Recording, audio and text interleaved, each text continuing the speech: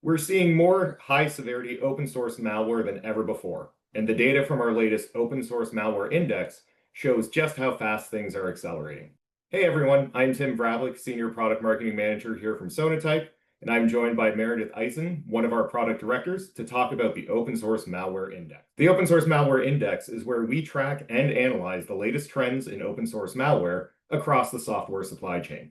Each quarter, our team looks at data from millions of open source components to understand how threat actors are evolving, who they're targeting, and what it all means for development and security teams. The goal is simple: to give organizations and the open source community a clear view of how the threat landscapes are shifting and how they can stay ahead of attacks before they happen. Meredith, you've been looking closely at this quarter's findings, so let's talk about what stood out. Yeah, of course. So many things stood out to us this past quarter. So not only are we getting much and much closer to that 1 million malicious components cataloged within our data catalog, we've also continued to see a really tremendous, unprecedented rise in open source malware over this past quarter. Just from Q2 to Q3 alone, we've seen a rise of about 140%. Additionally, too, what's really interesting about those malicious components that we're starting to catalog, or that we have been cataloging, is that the prevalence of noisy, spammy, malicious packages is starting to decrease, but we're really starting to see a rise and an uptick in much more targeted attacks. Some of those attacks we're seeing are things like data exfiltration, code injection, data corruption, and crypto miners too. Wow, that's quite a bit of a shift that we're seeing. It's that noise is kind of getting out of the way, and we're seeing more coordinated types of attacks. So when you look at, let's say, these high severity attacks that are now starting to be the norm, what does it mean for organizations that rely on open source?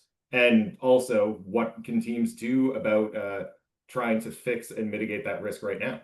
Yeah, so what that means for organizations and teams is that developers continue to, and even more so than before, be that first line of defense. The developers within people's organizations are the ones that are making the choices about which components or which packages they'd like to use, which versions of those they'd like to use. And it's up to them to be really thoughtful and considerate about which versions they're picking, if there's any known vulnerabilities or even open source malware that's present with them. So the other thing too that's been really interesting about all of the research is that just like we're continuing to see an uptick in those code injections and data exfiltration packages, we're also starting to see a really large uptick in malicious components that exploit an organization just being downloaded and executed on a developer's machine. These components do not need to be published into real world applications. Just them entering into your organization's network oftentimes is enough. It's really possible, especially in these last couple of months with the recent NPM attacks. The shift of the mindset, it seems to be more at looking at the developer instead of the organization. Or to use an analogy, why storm the castle when you can just put the poison in the well and then let the water do the work as it goes in? So, based on what we're seeing with all of this data, what can teams actually do to stay ahead of these types of threats?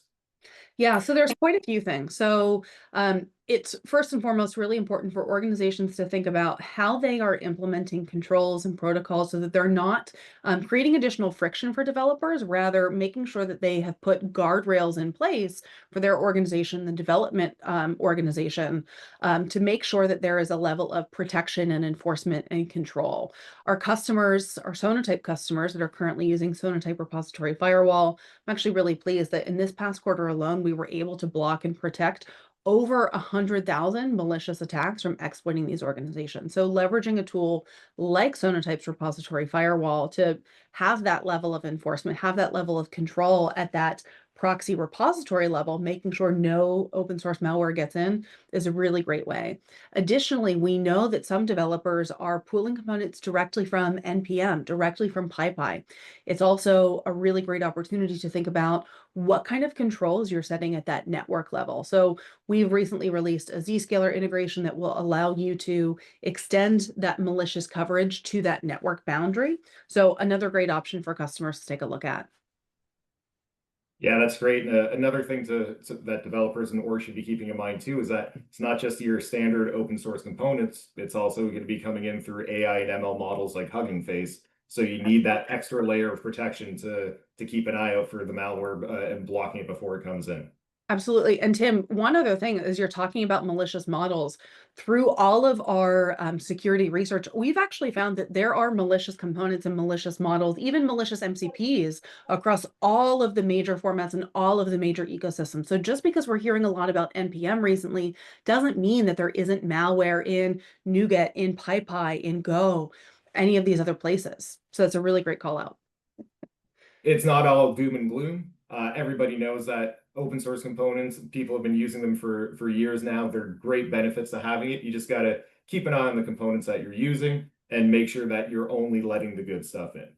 Absolutely. So thanks, Meredith. Great insights as always. And to dig deeper into the numbers and trends that we're talking about, you can head over to the Sonatype blog and read the full Q3 open source malware index report. We'll keep tracking the data and share what we find again in Q4 later this year.